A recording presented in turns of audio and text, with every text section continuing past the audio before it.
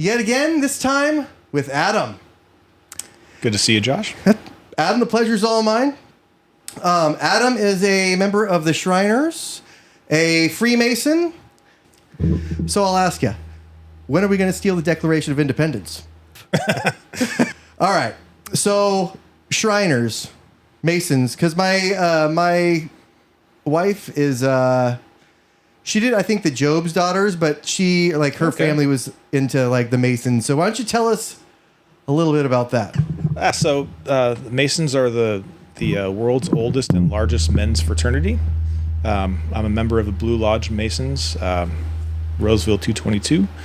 And I guess what got me interested in that is just craving real-life interaction with people, getting away from social media, wanting to hang out with other successful men, getting to know people, and learning the lessons behind the symbols. What really sparked my interest was at my grandfather's funeral, seeing the family plots with a lot of the Masonic symbols on the headstones.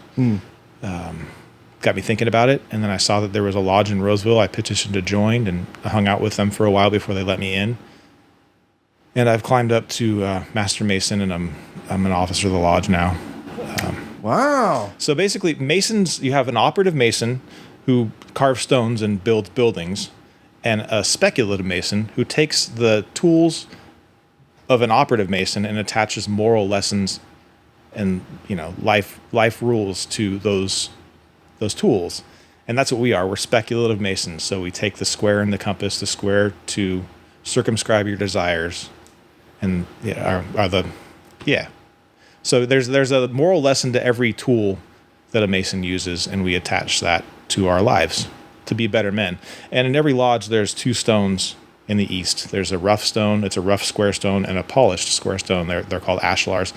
And the rough stone represents us as men striving to be the polished stone.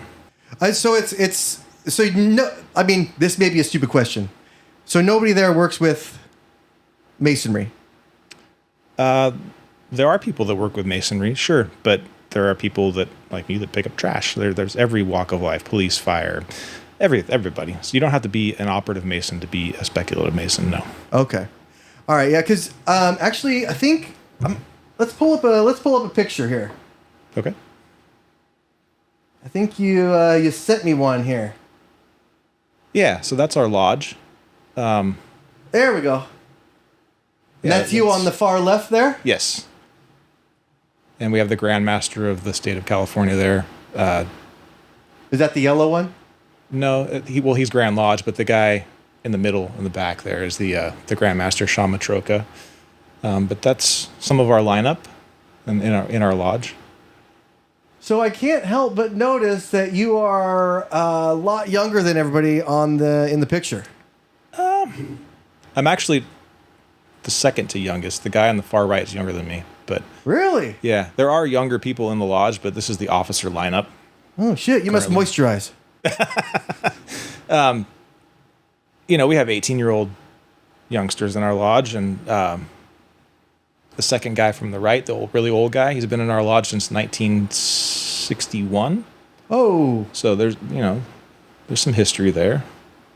So you guys do like a lot of philanthropy and? Oh yeah, our lodge is we give a grant to a student for college, and we pick a teacher of the year. We give them money.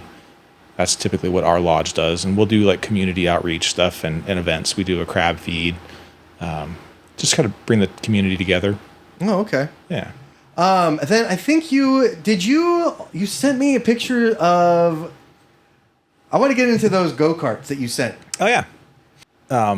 So yeah, Sabara is the go-kart club in Ben Ali Shrine, Sacramento, the Shriners, and we raise money to fund the Children's Hospital, and we have a good time doing it. We're a fraternity. We get together, we drink, and wrench on go-karts, and nice. Yeah. These have cup holders in them, of course? They don't, actually. We were talking about getting some. Oh.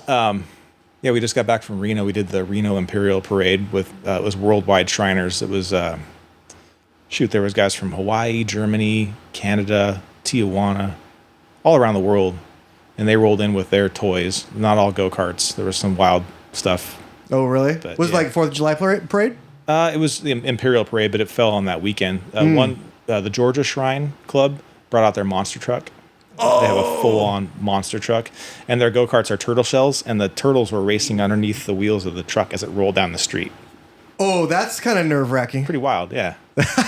So, I mean, like, because to drive a monster truck at all, they don't drive like a regular car, right? They drive more like a tank. It's one side and another side, right? Yeah. The front and rear steering. And yeah, because, I mean, to just keep that thing going straight, sure. You know? That's nerve-wracking. I mean, hats off, though.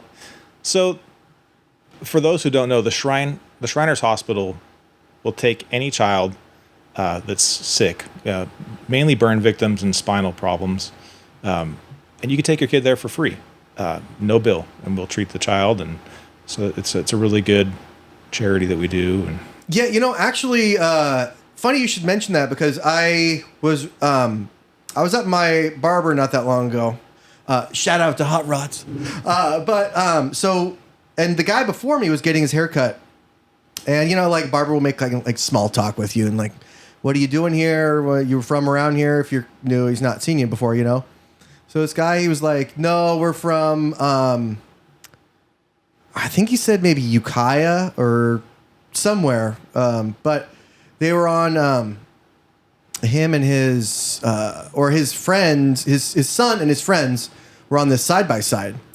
And instead of a spare tire on the back, they had a big-ass gas can, right? Mm. And so they hit some rock, and the exhaust got unhooked or something, and it ended up igniting the gas can in the back, and this kid was in the back seat, right? Damn. So he got tore up, his back, right? Got tore up, and he was at Shriners, at the Shriners Hospital. And so it was like, they're not getting charged anything. And of course, like, barber didn't charge him for a haircut, but, you know, like, shit, you really, I mean, because I'm there and I'm like, man, I wish it would hurry up. I have to go back to work. But then this guy's telling this story. I'm like, holy shit. Yeah. You gotta, that's a little perspective. Mm-hmm. You know, and I mean, to not get charged anything, like, I mean, the doctors that do that obviously do that for a reason, you know? Yeah, it's well funded for sure. But yeah, it's a good cause, and it's a good excuse to get together and eat good food with these guys. They're all a bunch of good guys, and, you know, we get together once a month for a stated meeting, and there's a big band that plays at the shrine, and, you know, it's a lot of fun. How fast do those go? They got a governor on them. They'll go about 40 miles an hour. Oh, yeah? But if you take the restrictor plate off the Red Dragon, though. Yeah, I mean, you're wearing a fez, not a helmet. So I think 40 is about good for us there, you know. And 40 feels really fast when you're 3 inches off the ground. So. That is true. That is true. So has your son developed any kind of interest in joining those? So my son is going to be accepted as a Mason, first degree, next month. Oh, shit. Yeah. Proud dad moment? Total proud dad moment. He hit me up on his 18th birthday on his own free will and accord to join the lodge. So really? Yeah. Hey, so he goes to like these events with you and stuff. He does, yeah. Damn, yeah, that's sweet. It is. Why? So you mentioned earlier that you got into these kind of things. Obviously, there's an aspect of like the philanthropy, the helping people, the community, and everything like that. But there's also an aspect of like an exclusive, maybe secret kind of like society that, you know, you said you may want to like, you wanted to learn for yourself. Yeah, absolutely. I want to see things for myself. I want to learn from my own experiences. Mm-hmm. And I mean, what is a fraternity without secrets? Really? I mean, it'd be pretty lame to not have secrets, right? I mean, yeah, I'm still true. So when I worked for I worked at Levi's, and there were these women that worked there, and they were actually from the same sorority. And they would never, I was trying so hard to let me see that secret handshake, but they never did it, you know? Yeah. But I guess she did it like after her interview. And so she got hired, of course. But yeah, I will see it one day. I will see it one day, Joanna. Got a name drop every once in a while, you know? Yeah. I mean, with joining a fraternity of men, a successful men, comes the benefits. But that's not why you join the fraternity, of course. But yeah, if you surround yourself with the best, that's my motto, you know. And Something's got to rub off. yeah, Speaking of surrounding yourself with the best, you also mentioned that you were a garbage man. I am. 20 years. So what made you get into that? Obviously, we know garbage men get, and maybe correct me if I'm wrong, get well taken care of monetarily or, you know, at least retirement-wise. Like, I kind of just fell into it, honestly, and just stayed doing it. And I've been doing it for 20 years, and I've got about 9 left, and I'll have full lifetime medical, and they don't offer that anymore with the pension reform in California. Anybody hired after 2014 doesn't get the package anymore. But when I got hired on, I got the good package. So, God, that is such a, like, imagine the people that got hired in 2015 I know. versus like somebody that got hired in 2014. I see it all the time, and it's not fair, but You have to cut it off somewhere. I guess. I mean, you know, kind of like Social Security, right? It's going to get cut off somewhere. Probably. Where's it going to be? What have you seen out there, you know? A lot of trash. Well, obviously. And it is Roseville trash, so let's be fair. It's pretty good trash. You know, I think they serve that in San Francisco as an entree. It all smells the same.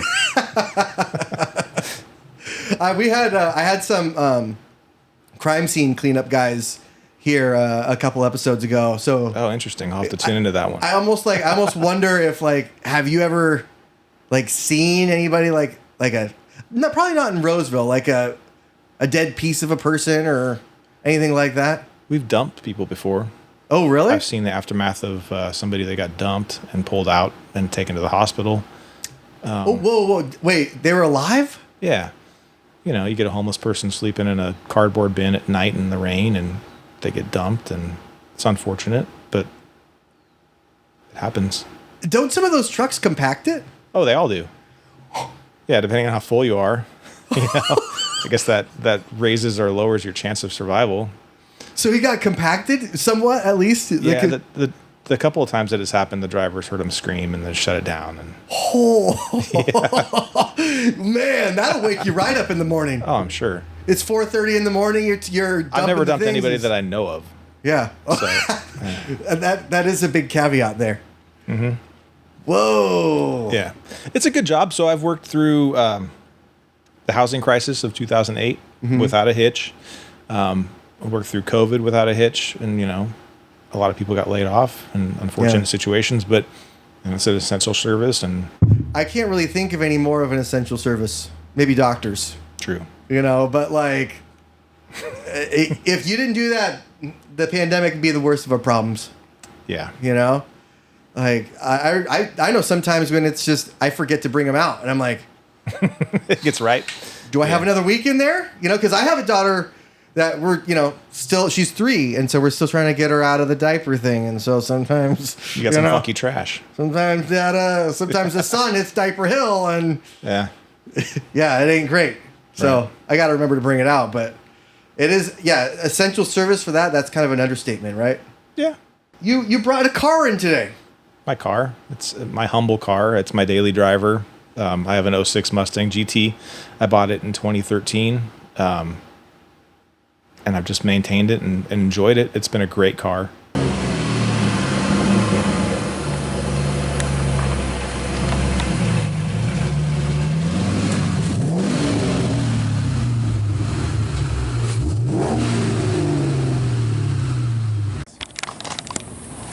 Paid off. Yeah, right? Does it stick? Yeah. There you go. That's the one thing. Let's pop it and see what we got in there. Is this a stock intake? No, it's got a Roush intake. Okay. Oh, so what else? What are we looking at in here? Let's see. And it's the cheap throttle body spacer, Roush intake, strut tower brace. I did full Steeda suspension on it, so it dropped at 2 inches. Big sway bars. The blowfish bracket that takes the shifter off the body and puts it mounted like live to the transmission. And I put an MGW short throw in it. Oh. Makes it more like a visceral driving experience, you know? Yeah. What, are those LEDs right there? No, they're just regular halogens. Oh. From American Muscle. Let's take a look at the inside.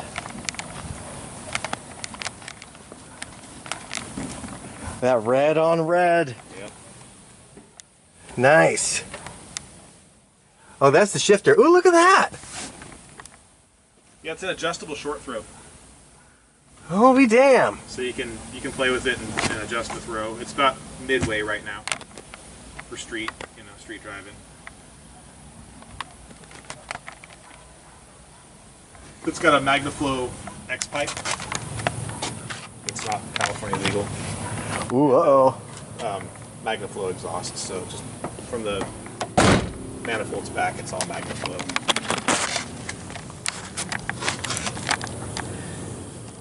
You said an X-pipe? Yeah. Yeah, no X-pipes are legal over here.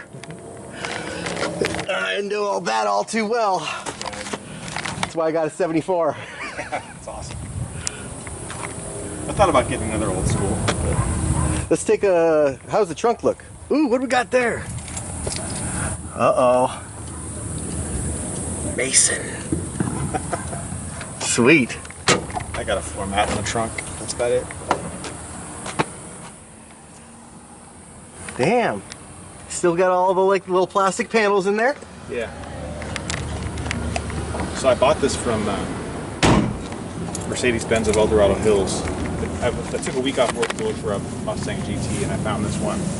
And some old guy had traded it in. It had 2,700 miles on it when I bought it, and he just used it for autocross. Oh, really? So it never saw the street. It had bald tires and bad brakes, and an aftermarket intake on it, and they couldn't sell it with the intake, so they put a factory intake back on it, put new tires and brakes on it, and sold it to me. And I've just done all the mods and just driven it. I drive it every day.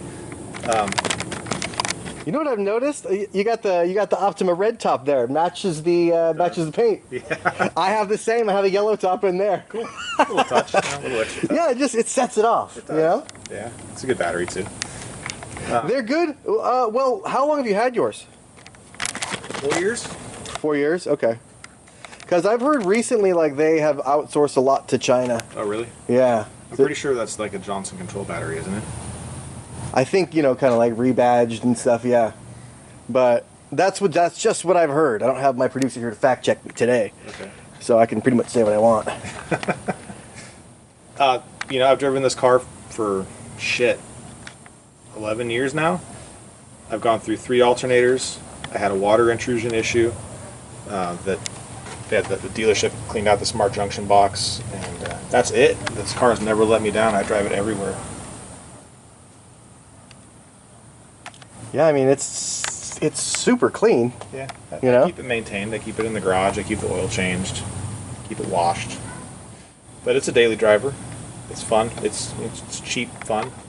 I always forget how big Mustang motors are, or Ford motors in general, just how big these, because it's the mod motors, these modular overhead cam motors, they are massive. Yeah.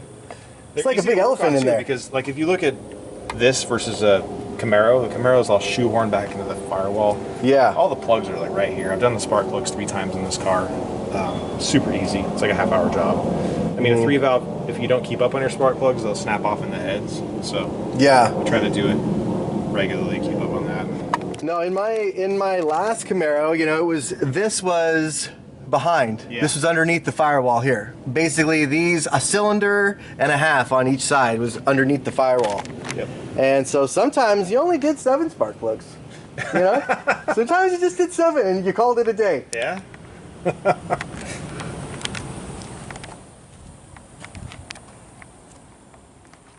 Sweet.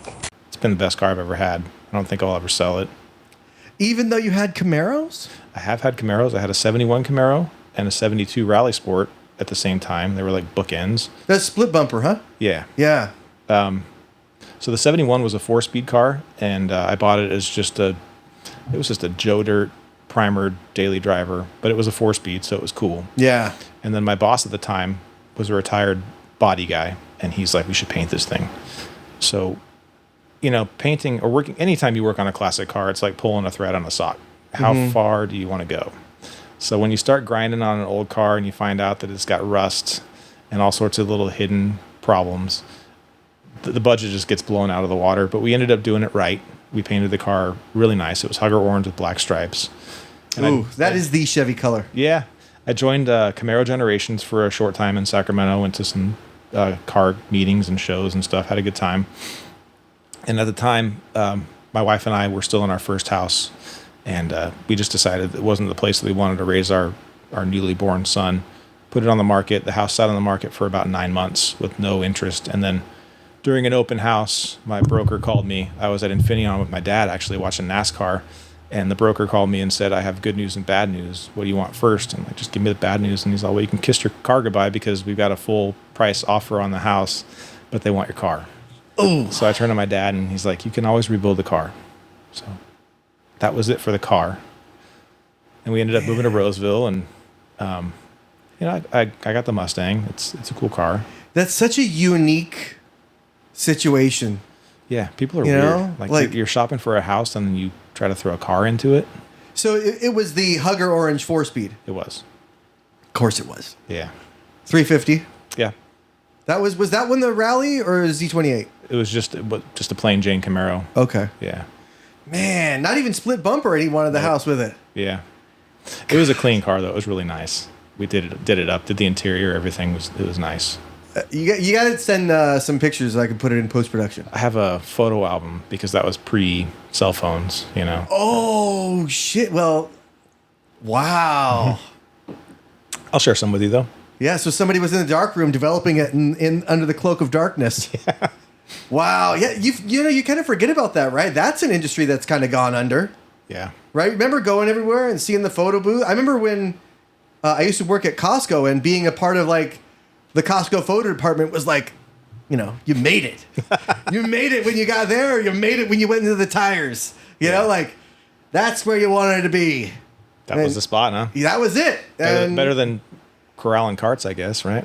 I mean, there's something peaceful about corralling carts being, in that wide open wilderness where people are just honking at each other, trying to get in spots and everything. And except when it's 110 degrees out like today. yeah. And in Chico, which is where I did it, it certainly was. And it was more of a humid heat because, you're surrounded by all the agriculture.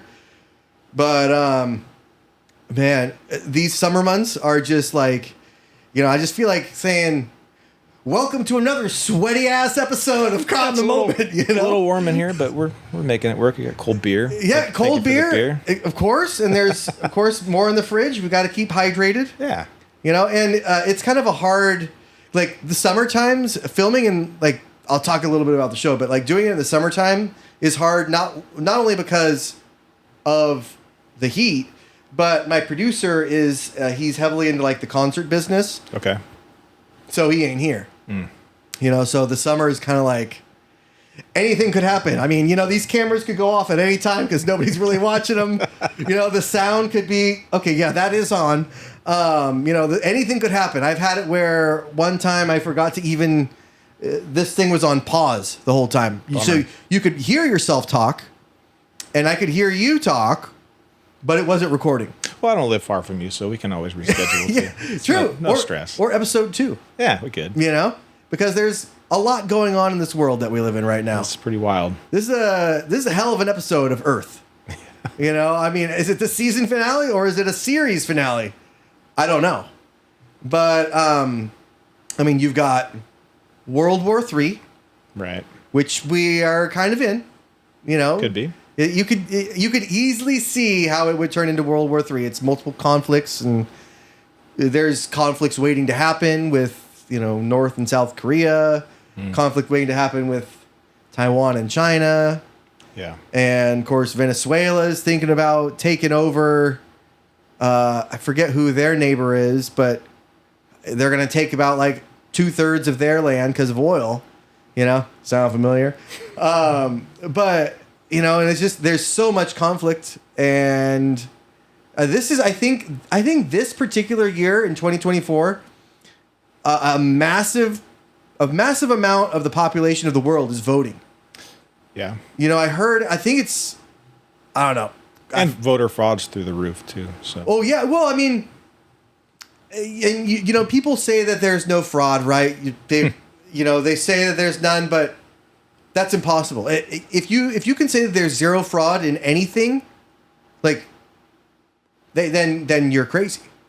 There's fraud in everything. There was fraud in people cashing COVID checks. True. I know that actually. This may be a generation before you, but actually, Jason, the Red Ranger from Power Rangers, got in trouble for a COVID scheme.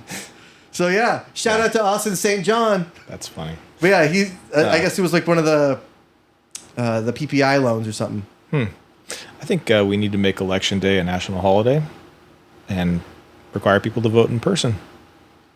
I've heard that too. With everything that I have to do to get on a plane, and you're telling me it's like... Or buy a gun. I mean, yeah, like the buying a gun thing too. It's like, I can't 100% say that I'm not on a registry. I'm not like some kind of national registry. Yes, it's illegal, right?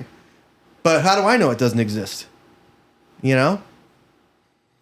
I don't know. What do you think about that?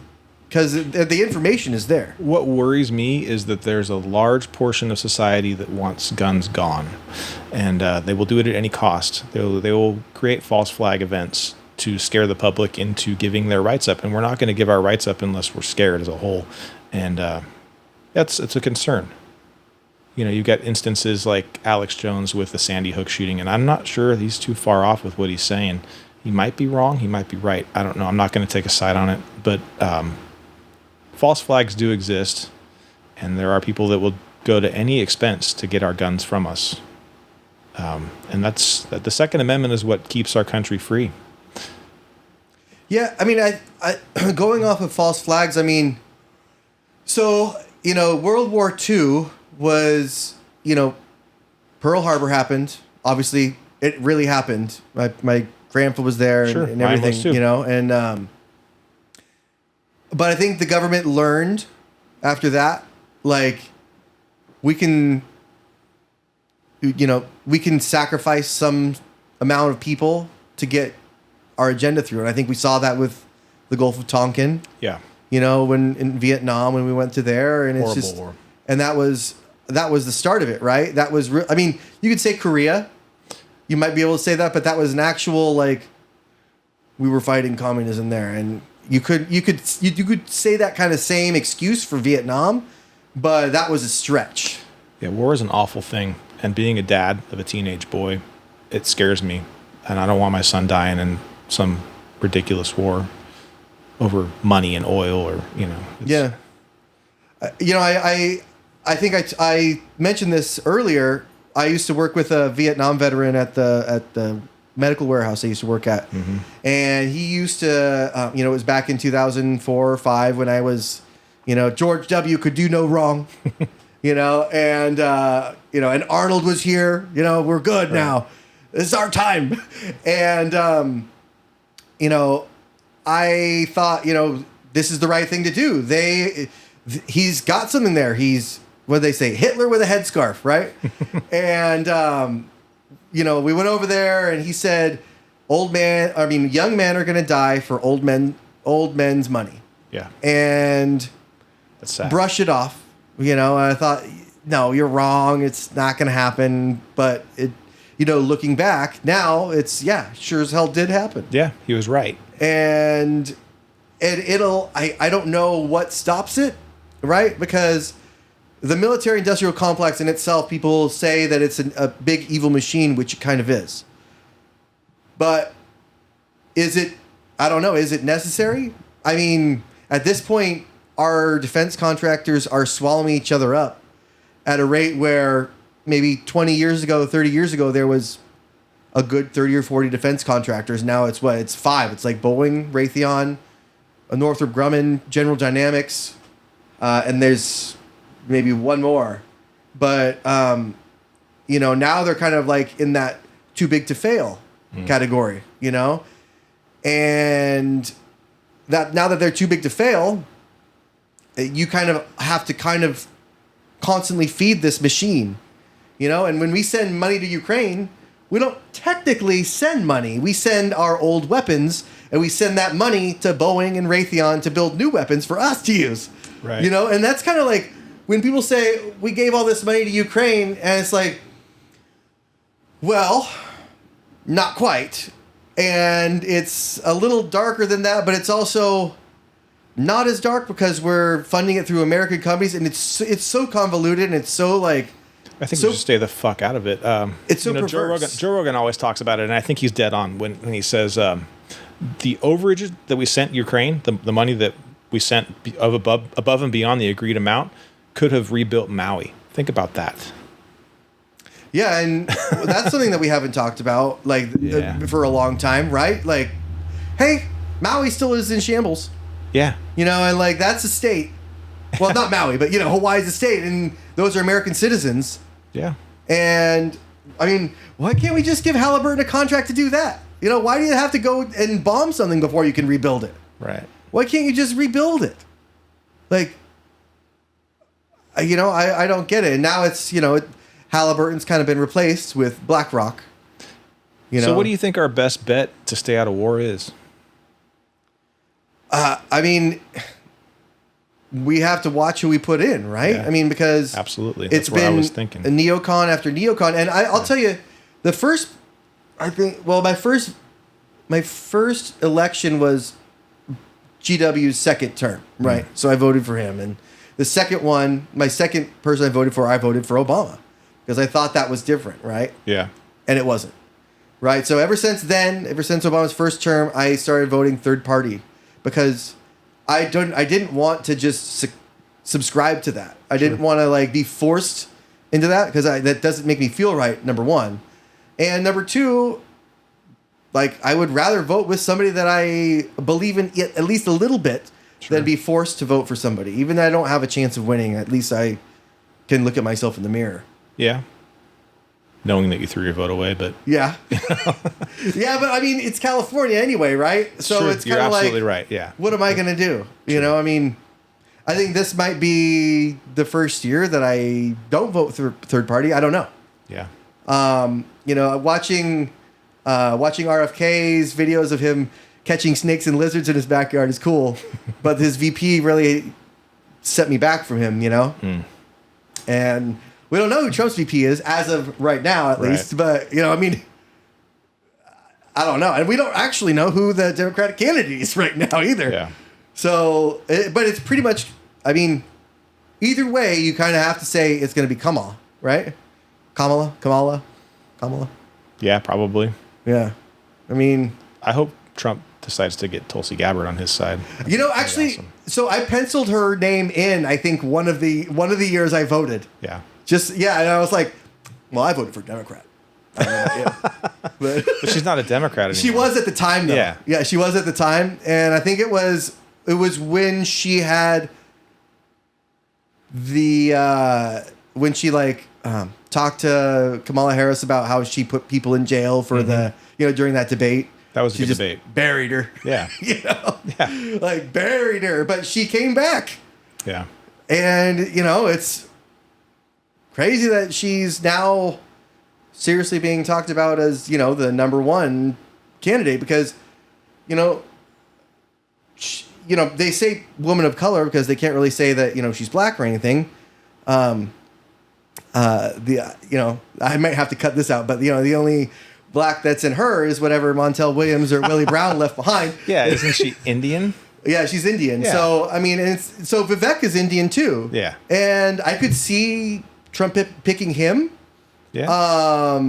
But like I saw that Ann Coulter thing where she was like, no, people aren't ready for that. And it was damning, but I could see that there was some truth there, you know, and I like everything that he says. He's a good talker. He's a slick talker. Yeah, but I don't like his kind of ties to like the big pharma thing. And, you know, there's a couple other things that kind of make me wary, but he's very well spoken and he's like kind of super young, so he's going to be around for decades now. Sure. And he's got his own money. You know, that's kind of another thing where you have to look at that, you know, and when we saw Bernie Sanders run the first time, not first time, but I mean, not last time, but the time before, And, you know, he had all these small donations going in. He didn't have his own money, but, you know, he kind of had me thinking like, oh, that makes sense. You know, like the banks and everything like that. His stance on that, not his stance on a lot of like the socialism things. But yeah, I don't dig it. You know, it made sense a little bit until it started to be like, you got to watch for the millionaires and billionaires. Then it was like, you got to watch out for the billionaires. And then it was like, well, you could write a book too if you want money, you know? And it just was, you could see like, it was very hypocritical of... Who the fuck do you think pays your bills and pays your wages and innovates? If you tax the rich to the point where they're not rich anymore, what's the incentive to actually do good things and make things happen? And I don't get it. Yeah, I mean, it's there's lots of the corruption, the insider trading, you know, where you can follow Nancy Pelosi's trading on Reddit and make yourself a little fortune. Yeah, you got to think like back in the day with the founding fathers, if this shit was going down back then, we would probably be lynching people in town square. Yeah, they'd be dropping bodies. Or didn't they only have like chase them out of town? Oh, hold on. Didn't they only have like a 2 or 3% tax? And they flipped their shit over that. And we're like 40% or something, you know? They flipped their shit. Well, California is ridiculous. Every time, you know, a measure comes on the ballot to raise the taxes for something, we vote to pay more taxes. Yeah. Like, you fucking idiots. What are you thinking? We pay enough taxes. It needs to be regulated a little bit better. It's not, we don't have a revenue problem. We have a spending problem. Right. You know, that's an upstream problem. They just make new jobs for their cousins and uncles and friends, and it's well, it goes into the bureaucracy, right? And some of it is necessary. You know, like I like to have clean water. Yeah, I want to make sure that we don't kill all the animals when we hunt them. You know, I like to make sure that food is not poison. Mm-hmm. But I don't want to make sure. I don't need the government to tell me that my shed is 2 feet too big. And that I need to put this on there, and it has to be like this. And if the neighbor complains, we have to get a survey of everybody to make sure that it's okay and they don't mind the view. You know, and it's that kind of thing where like people tell you what you can and can't do on your own property is where you have to kind of like draw that line. Mm-hmm. You know, and I've become a little bit more of a like libertarian over time. You know, I think in some respects, as we get older, it's all right to change your opinion about things, and grow and learn as we get going and go along. As you know, we get older, we get wiser. Mm-hmm. So if you're not changing your opinion, then you're not growing. Yeah, and that's exactly. And so I mean, if I say anything wrong on here, usually Drew will be able to fact check me or whatever. But I'll admit that I'm wrong. I have been wrong once before in my life. So, you know, I've been wrong many times. You know, and it's just, admitting you're wrong, like, there's a certain amount of, like, you have to kind of be humble. Mm-hmm. You know, and you can't be married to your ideas. You can be married to your values, but not not ideas. You know, not like, you know, when you have like the divisiveness of what we have today, you kind of have to subscribe. If you're on one side, you have to subscribe to everything that they've subscribed to. True. Same with the other side, you know, and it's just can't have two ways about it. And that's kind of like where we're at right now. Very polarizing. Yeah. And it's kind of like, it kind of threw everybody for a loop, right? For like the whole Palestine and Israel thing. Because traditionally both sides are kind of like on the left. Well, it didn't quite work out, didn't quite pan out, you know, and it's just, I mean, Biden's losing the far left of a huge part of what would be his base.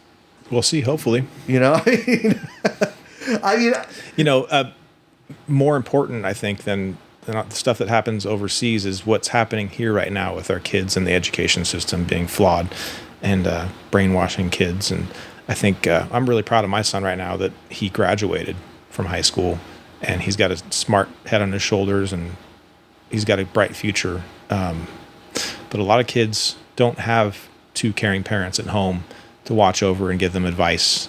And they get what is spoon-fed to them with a public education and the brainwashing about gender and all that shit. And I'm probably on a terrorist watch list for what I've said at school board meetings. But I'm proud of it. And if you're not on a terrorist watch list, then I probably don't want to be your friend. But yeah, it's a fucking mess. It is, and it's unfortunate that we kind of lost sight of what school should be, right? Yeah. Learn to read, learn math, and all this that we as a country have dropped way down on, right? And I mean, like in China, TikTok is great. It's their, they show scientific achievements, they show like athletic achievements, they show like this is great, and it almost instills an extra layer of patriotism in them. Yeah. And here we've got teachers telling elementary kids about what they do in the bedroom. Like, well, what's wrong with you? It's that, but it's not. It's not even just. It's why can't school just focus on the basics? Can the kids read? Can he read? Then you're not doing your job if they can't read. Right. Right. I mean, my daughter, she loves to read. Right. So as soon as she learned to read, that was it. So she just like chewed through these books. Right. Would chew through all like box sets of books. Right.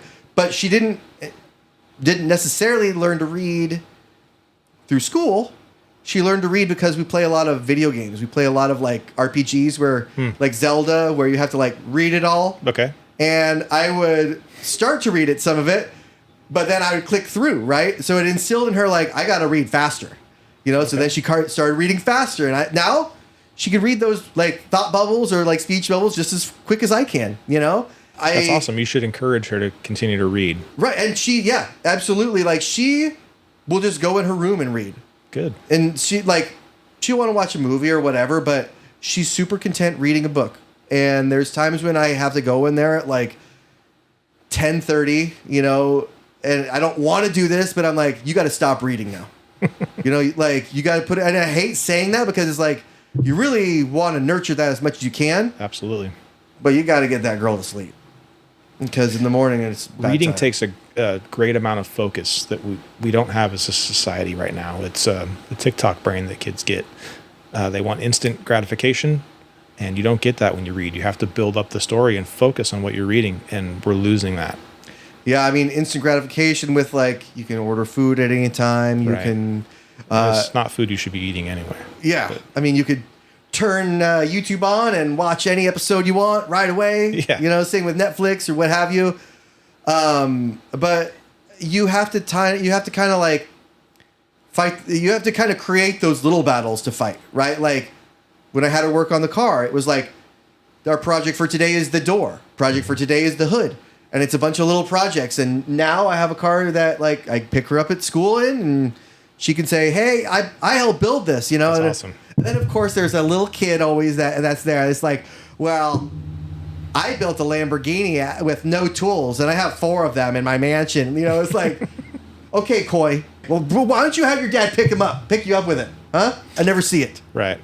And a 74 Camaro is cool. Yeah, it's you might say bitchin'. Yeah. It's a 1-year body style. Yeah. How many are left? I'm not really sure, but that's a good point. It really is a 1-year body style because it's right in the middle. Mm-hmm. The back is 73.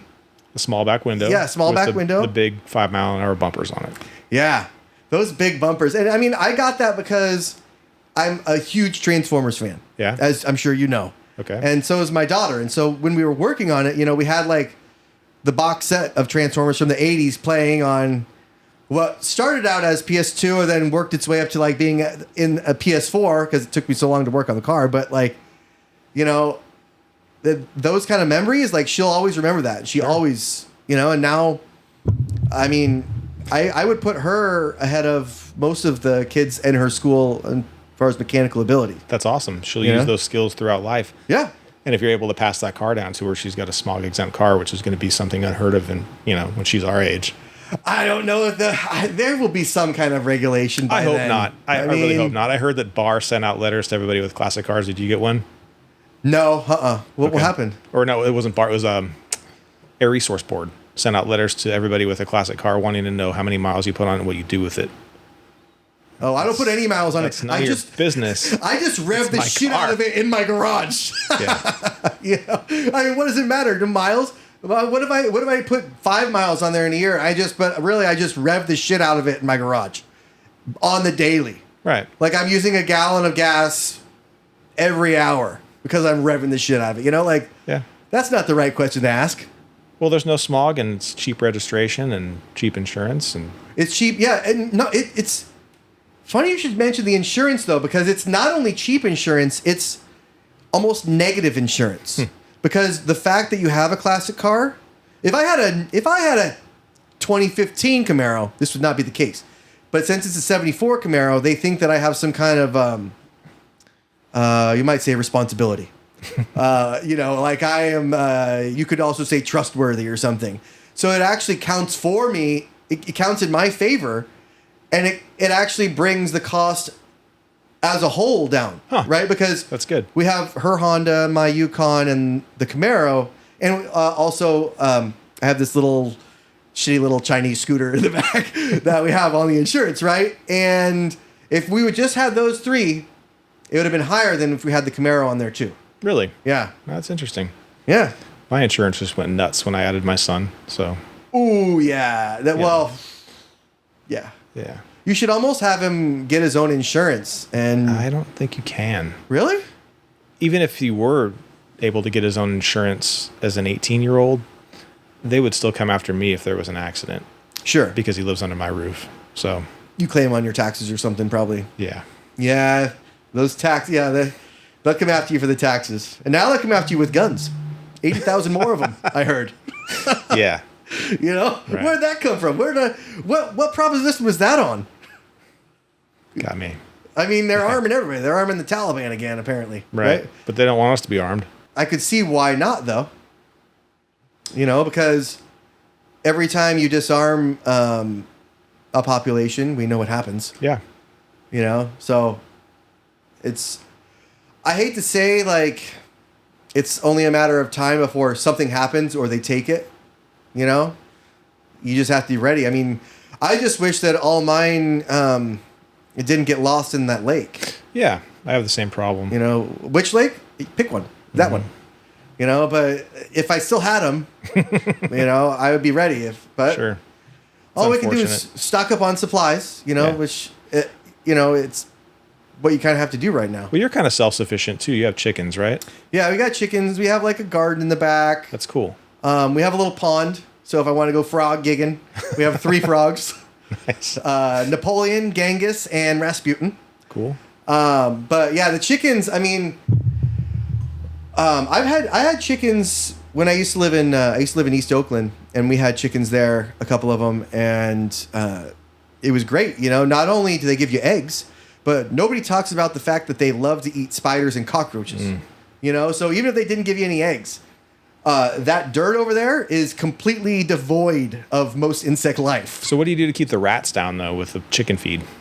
We have like this big trash can, like a metal trash can that we put the lid on. Mm-hmm. We have had rats before, and now that we have baby chicks too, so we kind of have to keep a little chicken feeder in the back. Yeah, and they're getting in there. I know they are. Yeah. But I mean, they've got until those chicks grow up, because then the food thing's coming out of there. And I don't know if you've ever seen this, but a chicken will go to town on a mouse quicker than a cat. They're like dinosaurs. They will not play with it. Yeah. They're all business. So a cat will like take it, bat it around, like maim it, maybe leave it, maybe bring it on your pillow. A chicken, that thing will be gone in 5 seconds. Yeah. 5 seconds, that thing is gone. Like, you never see, like a chicken when they got feeding frenzies, they're a force to be reckoned with. Yeah. You know, and they are little, but you know, they did come from T-Rexes. Mm-hmm. And which is weird, right? Because we have to watch out for predators. So we've had a hawk problem. Okay. You know, a couple of times we had to get the slingshot out because I don't have an air gun yet. But and it's weird because, you know, hawks have evolved from raptors. So like they fucking won in the end, huh? Yeah. The raptors beat the T-Rex in the end. Poetic justice, huh? Yeah. God damn. So I'm kind of along the same lines as you, wanted to be self-sufficient, and I got into beekeeping.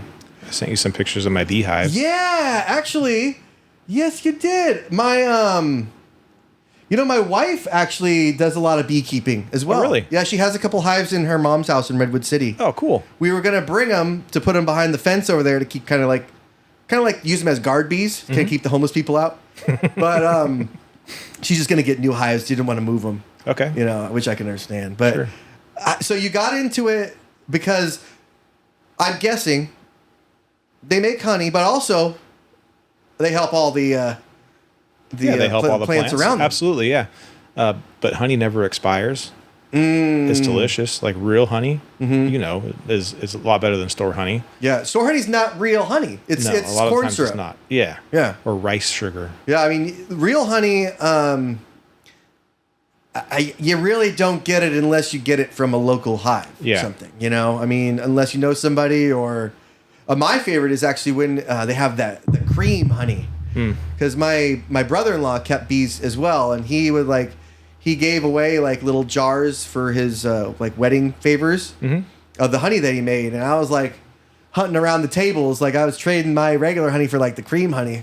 Take that. That's what you want. I've never made cream honey, but I did take some Carolina Reapers and do some infused honey with Reapers, and it was extremely hot, but it was good for like chicken wings or barbecue. How does that work? Because the sweet counteracts that spiciness, right? Oh, it blends. It's good. It accents itself. I took a Carolina Reaper, quartered it, and stuck a quarter in each 16-ounce jar, and just turned it over every day until it kind of got infused. You could see the oils coming off the pepper. Yeah. Inside the honey. It was good. Oh wow! Because so you fermented it? No, I pulled the pepper out before it started to get fermented. Oh, okay. But the pepper turned into like a raisin. I just picked it out and some tweezers and. Because there is actually a pretty good kind of like natural remedy with oil and garlic. Have you ever done it? No. So you get honey and obviously garlic. I think we used the whole garlic clove for it, and we diced it up. Put it in the honey, and you turn it just like you said. You let it ferment though. Okay. So after like 30 days, it's fermented, and you drink I think like a teaspoon, whatever, a spoonful of it a day, and it's supposed to be like a really good like just enhancing your immune system. I believe that. I mean, it's nothing like. If anything else, it's still just honey. I mean, you got to kind of eat the garlic too, which ain't great, but I mean. You're not going to kill yourself. Right. It's not like you don't know what it is. Sure. And it worked for me for a while, That sounds good. So we ran out try it, and then, these kids, my kids are still young. So they're always, the little ones wiping runny nose and all the kids at daycare are like, it's a little cesspool of germs with them, And so she comes home with all kinds of new germs and you can't help but get sick sometimes, but. That makes you stronger. It does. A little cold never killed anybody. Well, not during COVID, right? Right. Well, unless you're obese or, Yeah, one of the things, because I got COVID and I didn't think, it was before it was supposed to be here, right? It was like, I think November 2019 when I got it.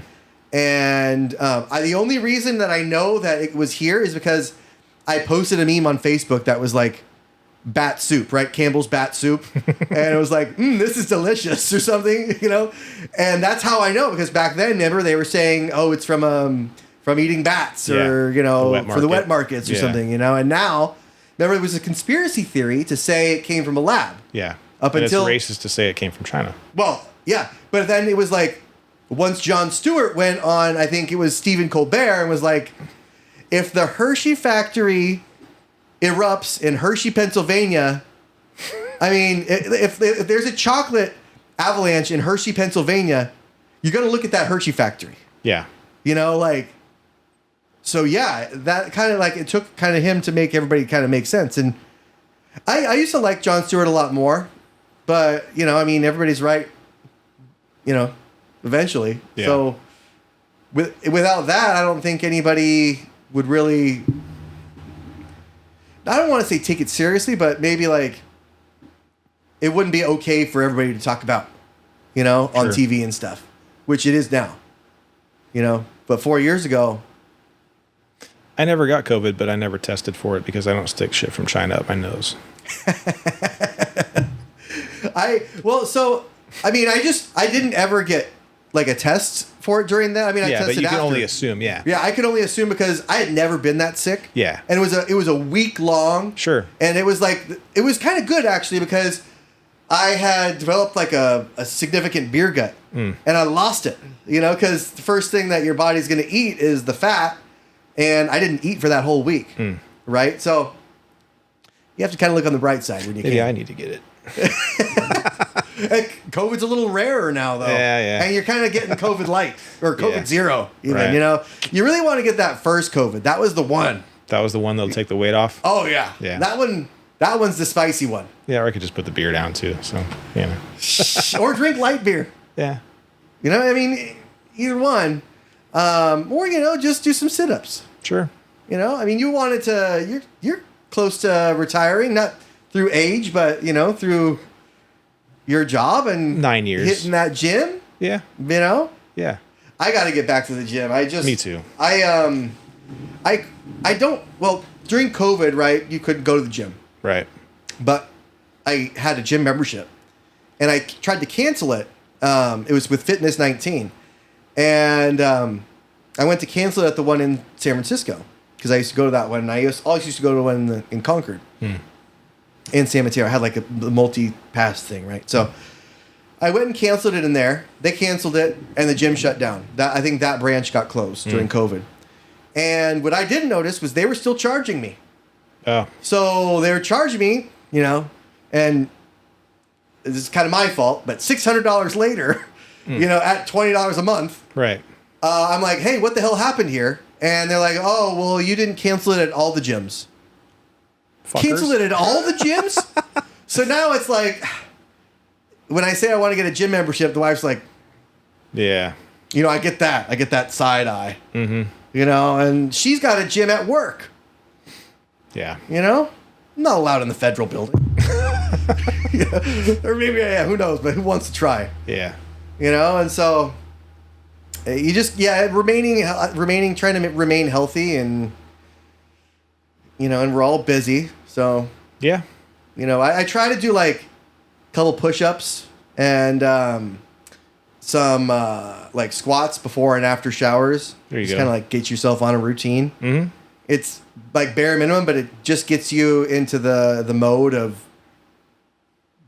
Gets the doing blood work. flowing. Yeah. Because I work from home, so I don't really ever go anywhere. Sure. You know, it's me and the dog here all day. I hit the gym pretty hard about 10 years ago, and I got down to 8% body fat.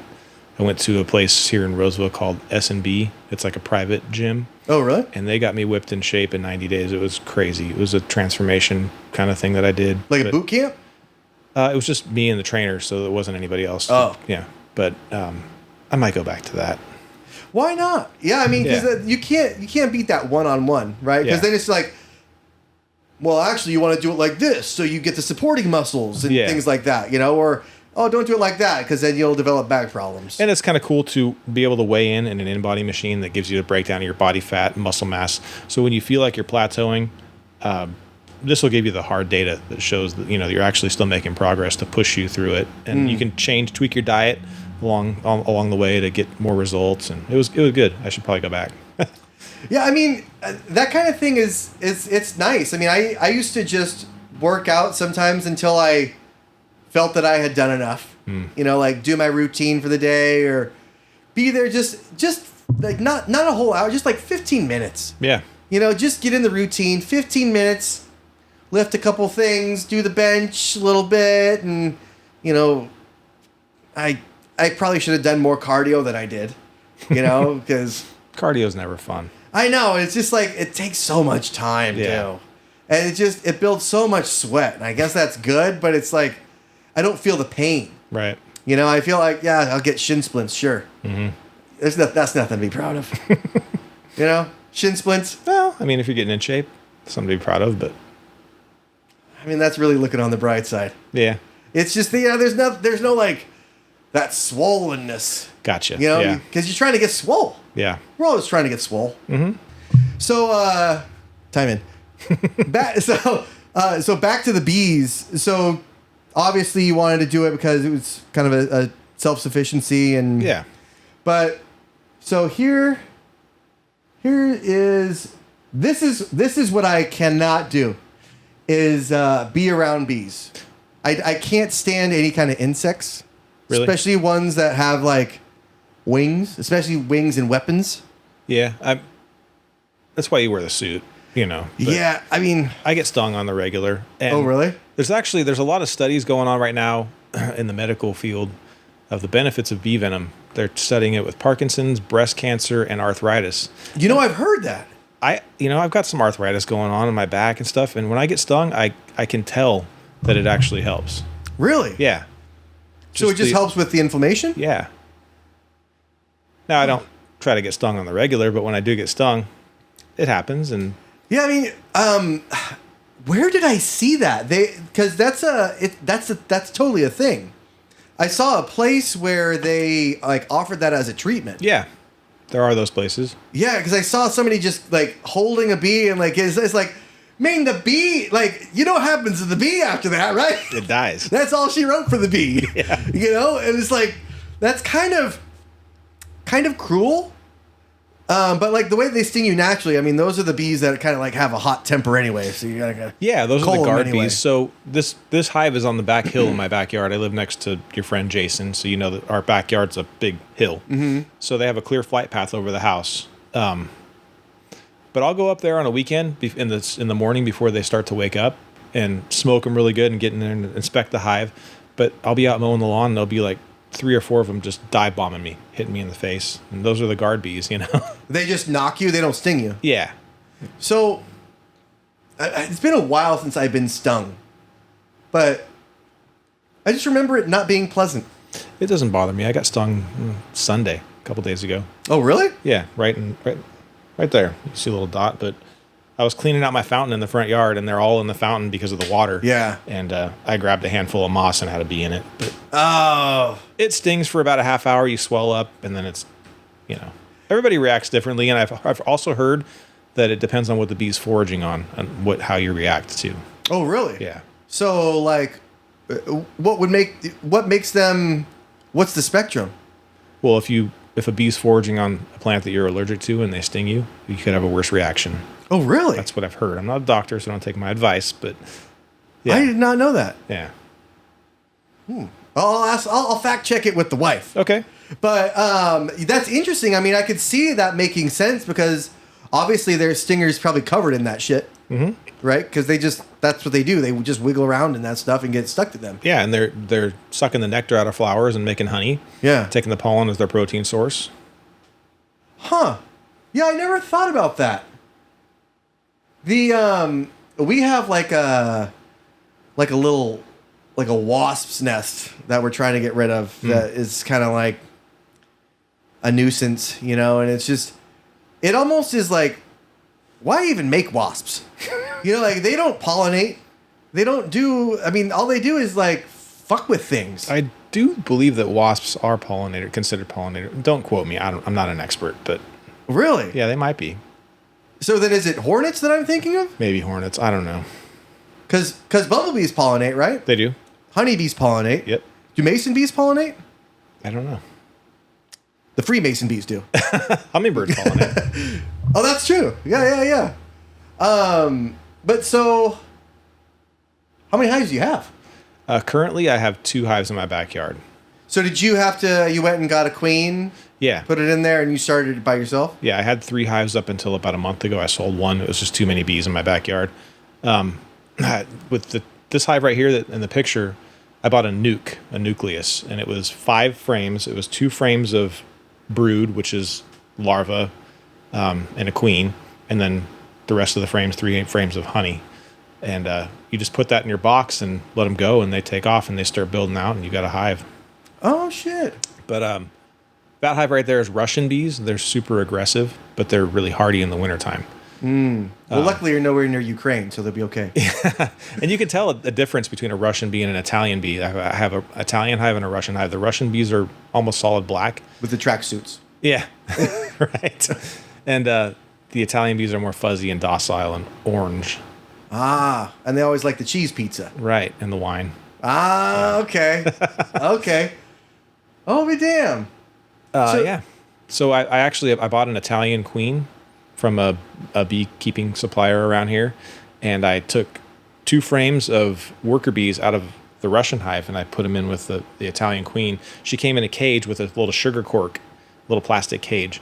You put her in there, and the bees will become acclimated with her smells, her pheromones, and they'll chew the plastic plug out and become a hive. And they'll be her attendant bees. She'll start laying. They'll bring in nectar and pollen for her to start laying.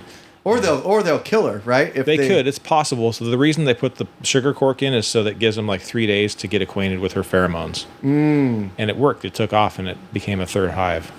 It's kind of cool. So they call it a split. So that sugar is for the queen to eat and just survive in there? Yeah. Okay. So Okay. they create a queen by feeding the larva only royal jelly. And I'm not a bee expert, but this is what I've read. And so they create a queen cell. And like the natural progression of a hive is once the population gets to a certain amount and they've built out to their contained area, they'll make a new queen cell and they'll split with the old queen. Half the population will leave with the old queen and go find a new hive, a new place to make a hive. And then the new queen will hatch and make a new hive. They call that a swarm, right? A swarm. They're swarming, yeah. Now, if you see a swarm of bees, you don't need to be alarmed at all because they have nothing to defend. The only time a bee will attack you and sting you is if they're defending something, their hive. So when they're out in the swarm, if you see a swarm of bees flying around, they aren't going to bother you. They're looking for a new place to live. They're usually just swarming to protect the queen, right? Yeah, well, you'll see a ball of bees around the queen. Like when they land in a tree, it'll look like a basketball-sized ball of bees. But there's nothing to defend there other than the queen. They won't bother you. Okay. Yeah, I mean, that's the aspect of kind of self-sufficiency that we kind of agree on. Yeah. But for me, like, did you ever like complement these with like a garden?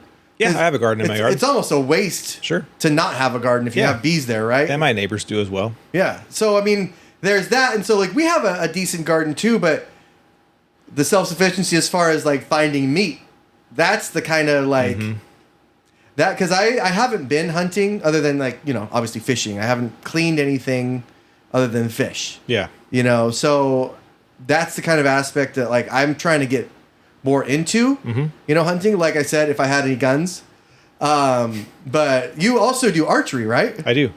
So, and you actually use that bow and arrow to get meat. I've dabbled in that. Okay. Yeah, I shot my first turkey There it is. recently. Yeah, Male turkey. yeah, Okay. and it was a big one. It was 17 pounds, and I shot him in Penryn on some private property. And shooting a turkey, they're tough animals. Yeah. With a bow is tough. Now, do you have I see the head is connected, right? Yeah, that's the whole body right there. You So- see the beard. Because I see a lot of people with archery, they have like I don't know if it's like a flat head that usually just slices the neck off. Oh, you're talking about the guillotine broadheads? Yeah, are those illegal? No, they're legal. It's Okay. totally legal. I'm shooting in a blind. You can see the blind behind me with a mesh. Mm-hmm. So you can't shoot those guillotine broadheads through mesh. It'll deflect and screw up your shot because they're so big. Like the broadhead, it opens up and it's like the size of my hand, you know? So it hits the mesh on that blind and it'll throw your arrow off. I'm just shooting regular hunting broadheads. I think I'm shooting a muzzy broadhead there, like to shoot a deer. Yeah, how was it? How was the meat in that? It was tough? a little bit drier than store-bought turkey, but it tasted just like a store-bought turkey.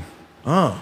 was good. Was it a little tough though? A little dry, not tough. Not dry. Oh, okay. I'm sure that's how I prepared it too. I put it on the smoker and, you know, it was good. It was like 2 tri-tip sized breasts. The rest of the bird really wasn't that edible.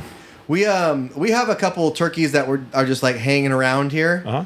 You know, and they sometimes we catch them there in the back with our chickens.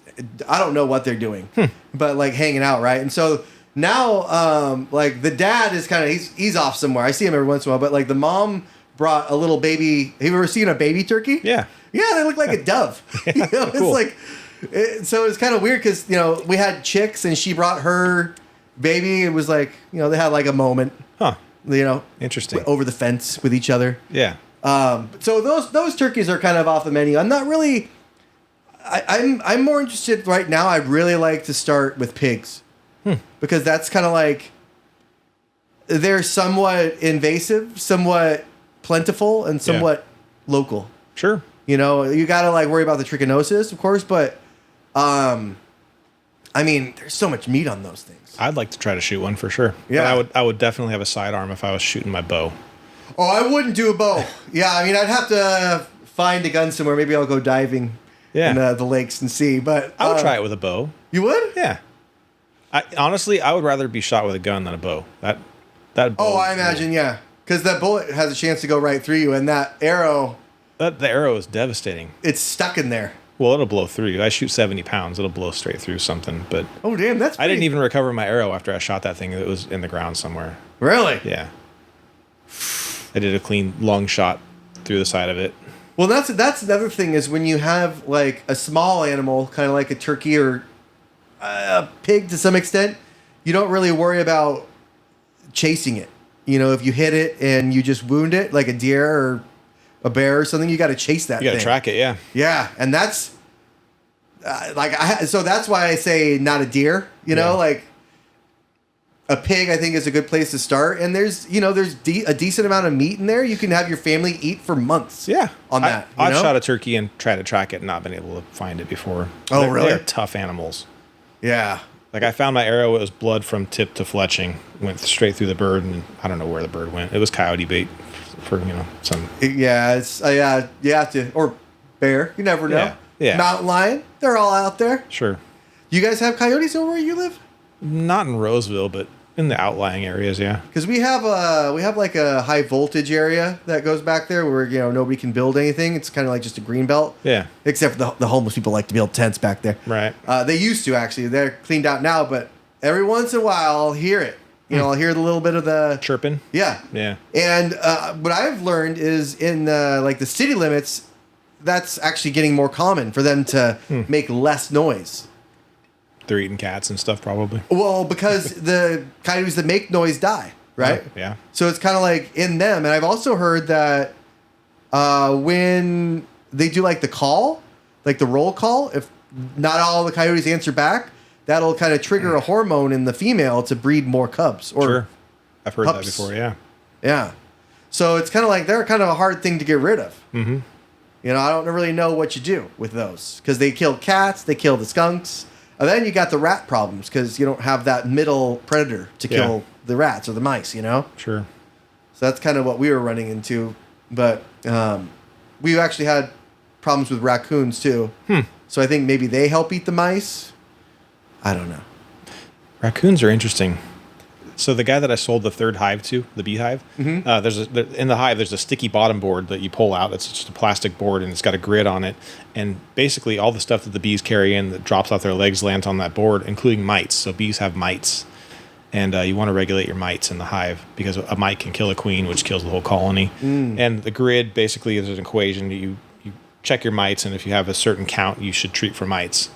But the guy that I sold the hive to, a raccoon pulled the sticky bottom board out with his little fingers and chewed on it and like was licking some of the honey or whatever off the bottom of it. Whoa! Yeah. Are they afraid of the bears? I mean the bees? I don't think so. I mean, they pulled the whole board out. It must have been in the night. Yeah, for sure. Okay, so if they did that in the day, they'd get tore up.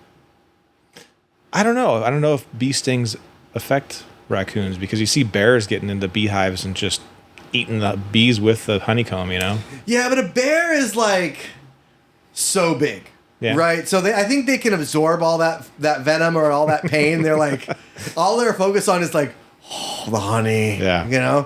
I mean,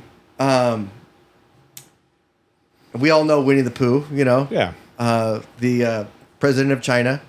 But he's all always getting in that honey, and he's never getting stung. I mean, that's kind of. It's got to be they're just not worried about the pain. Yeah. Did you send some pictures? What is that you? That's me 20 years ago. With a BC Rich? Yep. Man, what band are you in? I was in the New Plague. Is that 5-string? Yeah. 5-string Warlock. And then this band right here was Cytheria from Davis. And we... Oh my God, that guy looks like the Undertaker. Which guy? Oh, the guy on the far right? Middle right? Oh, middle right next to me? Yeah. He was honors English teacher at Davis High. Oh, same thing. Pretty much, right? Damn, look, that's like the Undertaker meme. Right. Shit. So we got to those guys. open up for every big band that came through the Bay Area. We opened up for Deicide, Cannibal Corpse, Arch Enemy, Destruction, Creator, Mortician. I lost count. Damn. It was fun. A previous life. That was before you had kids. Yeah, it does feel like a previous life. Yeah. That's how I met my wife. She owned a record store in Sacramento and contacted me for our demo at the time before we put out our first album. And that's how we met. The demo. Was it tape? Yeah, it was a cassette Like tape, in the movie Airheads? Right. Airheads. I watched that the other day. That's classic. That's such a good movie. Yeah. You know, I don't know about good, but... I mean, it's such a feel-good movie. Sure. You know, because it's Adam Sandler before he's really Adam Sandler, and it's Brendan Fraser. Right. And was it Steve Buscemi? Yep. You know, he actually he was a firefighter during 9/11. Oh, really? Yeah, he was an actor, you know, but there's a story I remember of him going down and like seeing all the shit happening there, and him being a previous firefighter. So he went down the fire station, got his shit on, and started helping him out. Said I couldn't let my brothers do it alone. Interesting. Yeah. Kind of like David Lee Roth being an EMT. Yeah, or like Hulk Hogan being a bass player. Yeah, well, You know? it's kind of cheesy, but yeah. You know, he's coming out with his own beer. Is he really? Yeah. It's you know, I think he started doing the like scouting around for a brewery to brew it and like doing all the business stuff during the whole Bud Light thing, you know? Yeah. And because it's called Real American Beer. Cool. And it's just a picture of him. Just basically like that, but like shirtless with like the American flag, and he's like, you know, planting it. I could get behind that. It's he's doing like a soft release in I think they started in like the Twins like the Minnesota area, like because he's from I think Minneapolis or around there.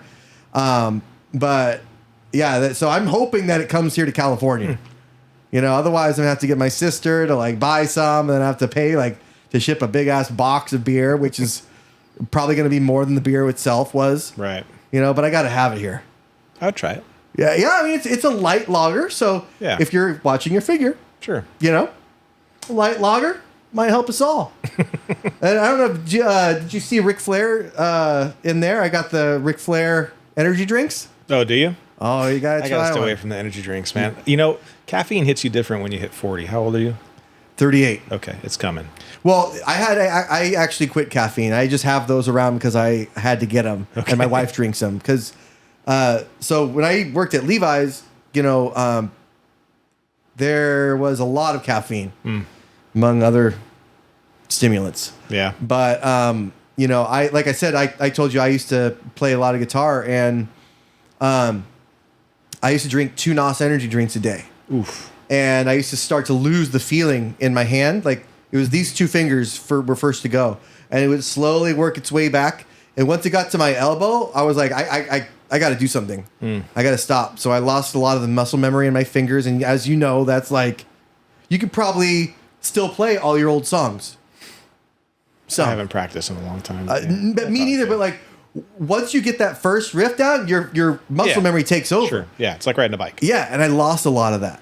You know, and it was almost like that was what it took to get me to like stop caffeine. So caffeine made your fingers go numb? Mm-hmm. That's insane. Yeah, I was drinking a lot of it. You know, 2 NOSes a day.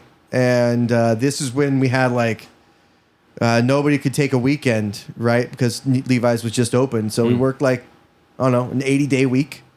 But, you know, that takes its toll. And so even now, like I never got into coffee. I hate the taste. And so I just kicked caffeine completely. That's and, cool. You know, it's nice to be able to say like, I stopped doing something, you know? And it not be like alcohol or weed are the fun things. But, you know, I mean, you do like you have to pay attention to those signs that your body gives you. Yeah. You know, I mean, because it restricts your capillaries. Yeah, for me, I would drink an energy drink and be kind of tired all day long, and then go to bed and feel amped. Oh. And yeah. Yeah, that's... And you got to get up at 4 a.m. to be a garbage man. It doesn't work. God, yeah, but then you're done at like noon, right? So you don't really experience the heat over there. No, we do. We're done at 2:30. Oh, 2:30? Yeah. You have to come back and get like another truck? No, just one truck. Because you guys don't separate it over there, right? It's all one thing. It's all in one can, yeah. The prisoners separate it for you. Prisoners now. There are workers out there. The people that Kamala Harris kept in prison extra long so we could use them for labor. Thank you, by the way. So we found in Placer County that you get a better recovery rate from recyclables with non-voluntary recycling versus contaminated recycle cans. Oh, that's interesting. Yeah. So you're able to recycle more because it's usable recycling kind of thing. It's like they or whoever it is rinses it off. Well, not rinsing it, but when it all goes up the conveyor belt, they sort through it, and so they have clean rendered recyclables in the end, not contaminated. That's interesting. Yeah, because I mean, I've always had it to where you have to separate it, you know. Right. And here, our recycling only comes, once every 2 weeks. Yeah, but then you send your kids out to take the trash out, and they throw a dirty diaper in the cans, and the recyclables, and then the whole load's contaminated. And I accidentally dumped a whole box of recyclables in the trash. yeah, I wasn't gonna go in there after them. You know, right. I just oops. Yeah. Sometimes you just gotta oops. Mm-hmm. It is what it is. So I actually looked up a couple videos of you playing, and you guys can shred. Thanks. How long ago was this? This was the band broke up in 2003. Ooh. So, why? Was there a Yoko Ono kind of character involved? No. Cypheria broke up over a T-shirt order. We had a disagreement with T-shirts, and that was unfortunate. But it felt like it was kind of brewing. Oh, really? So, that was kind of just the straw that broke the camel's back. The tipping point. That's too bad, because that's kind of like that's an artistic outlet that you just rely on other people with, and you don't really, because you play bass, and it's not as fun to play bass alone. No. You at least need a drummer there, or at least a guitarist, or it's just. It's also probably not fun to play drums alone, I don't think. But to be in a successful band that gigs every weekend and is pumping out original music, you have to practice at least 5 nights a week. It was a huge dedication. Oh, shit. So 5 nights a week? Yeah, we practiced a lot. We had a private studio. Jeez, well, Jason's turned that room into a studio. Have you been over there? Yeah. That thing's pretty sweet. Yeah. Oh, yeah. We did a little recording over there last time. Cool. Yeah, his country stuff's pretty funny. Yeah, we'll stay up till like 1 o'clock, so you probably hear us. Yeah. You might hear us over there. I don't mind. But, yeah, I mean, it's just, for me, my wife would not allow that, be playing at 1 a.m., because, number one, because our house doesn't have that same kind of layout, but these kids wake up for nothing. Yeah. Being a dad's a different game, but it's a rewarding game, too. It's the only game we play. Yeah. It's the only game that we can play that we can possibly win. Yep. These days. Yep. So. All right, Adam. Well, hey, thanks for coming by. Yeah, it was good chatting with you. Pleasure's all mine. All right. We'll see you again. Yeah. All right, guys. See you later.